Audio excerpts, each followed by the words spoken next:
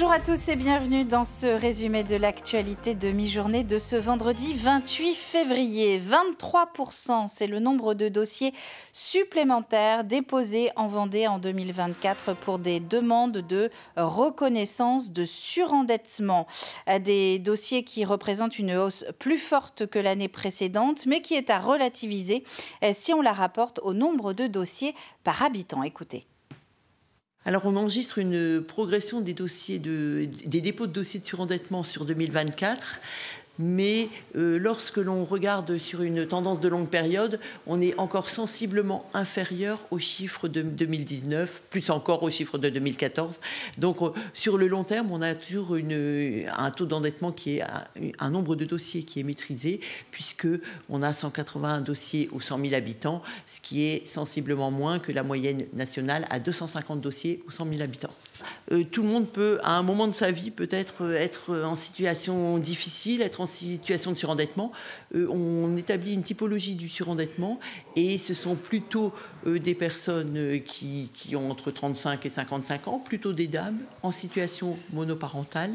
Et c'est vrai que les situations de surendettement, c'est souvent après un accident de la vie, donc une perte d'emploi, une séparation ou des situations un petit peu des situations de maladie, mais c'est souvent après un accident de la vie. Et dans 80% des cas, les dettes contractées sont en lien avec l'immobilier ou des biens de consommation.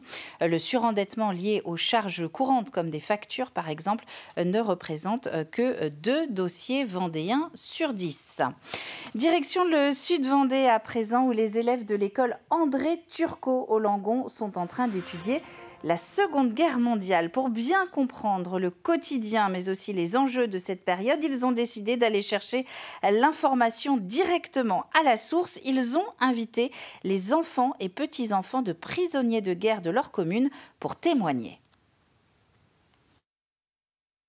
Il se trouve que mon grand-père, Aimé Guilbault, a été prisonnier à cette époque. Et sur le tard de sa vie, il a écrit un journal. Ce journal, le voici, un document précieux dans lequel les élèves vont pouvoir collecter des informations.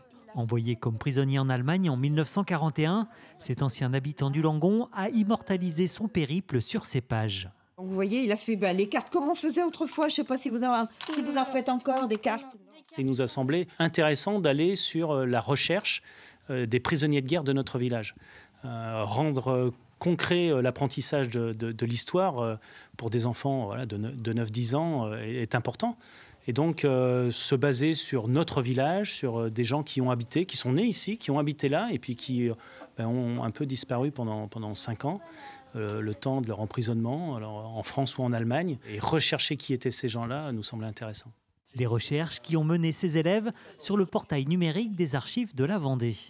On a recherché les dates de naissance, les numéros de matricule, les prénoms et tout ça.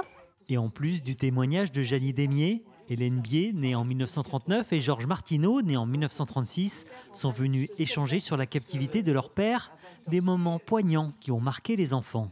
Quand même, c'était dur. J'aurais pas aimé me mettre à leur place. Son grand-père, il est mort à 98 ans alors qu'il a fait la guerre mondiale, la seconde. Donc c'est très impressionnant, je trouve. Mon grand-père était quelqu'un d'un petit peu fier. Il aurait été heureux de faire partager ça aux enfants. Le fait que ce soit à l'école du Langon, mon grand-père était très attaché à ce village, donc je pense que pour moi, c'est un devoir. Et pour conclure cet après-midi, Alain Burgot, président départemental de la Fondation André Maginot, a remis un chèque de 1 500 € à l'ensemble de la classe. Une somme qui servira à payer une partie du voyage prévu du 3 au 7 mars prochain, où toute la classe partira à la découverte des plages du débarquement. C'est bientôt la fin de l'aventure autour du monde pour Manuel Cousin. Le skipper coup de pouce doit passer la ligne d'arrivée du Vendée Globe demain samedi, normalement autour de 15h30. Derrière lui, Fabrice Amédéo et Denis Van Winberg, eux, ont encore beaucoup de mal à faire une remontée de l'Atlantique dans des conditions pour le moins classiques. La ligne d'arrivée n'est pas encore en vue. Écoutez. Petit point de la situation, voilà, la grande voile elle est tombée. Je pense que c'est les brelages et Les cordages en haut sont cassés. Tout ce qu'il redoutait, Denis Van Winberg, dernier du Vendée Globe, est en train de le subir. Depuis une semaine, il enchaîne coup sur coup les caprices de son bateau. L'eau qui tient la grande voile est cassée. Mercredi, derrière une voix tremblotante et au bord des larmes, la lanterne rouge de la course pensait que son calvaire était fini et qu'il pouvait filer jusqu'au sable. Je voulais le tenter pour pas avoir de regrets, pour pas avoir ce vieux goût d'amertume en bouche qui me serait resté jusqu'à la fin de ma vie. Mais non, pas de repos pour le Belge. Hier, en début de journée, c'est au tour de sa grand voile de lâcher. Sur cette vidéo, il ne peut donc avancer qu'avec sa voile d'avant. Moins de prise de vent possible, alors moins rapide. Une question donc, arrivera-t-il à temps au Sable d'Olonne? Date limite, vendredi 7 mars. Ce qui se passe au-delà du 7 mars, c'est-à-dire que le bateau ne remplit pas la condition du temps de course et donc il se trouve hors temps.